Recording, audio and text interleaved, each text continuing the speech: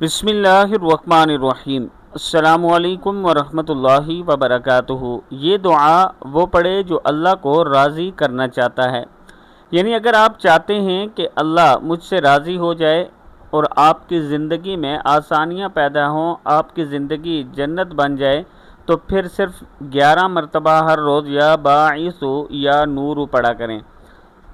یہ جو اللہ کے نام ہیں، یا باعث یا نور، اگر آپ یہ پڑھتے ہیں تو انشاءاللہ آپ کو دلی سکون ملے گا، ٹینشنیں پریشانیاں سے سب ختم ہوں گی۔ اگر نیند نہیں آتی تو انشاءاللہ اچھی نیند بھی آئے گی، اور نماز میں بھی آپ کا انشاءاللہ دل لگ جائے گا۔ رات کو سوتے ہوئے یا سوتے وقت یہ دعا ضرور پڑھا کریں۔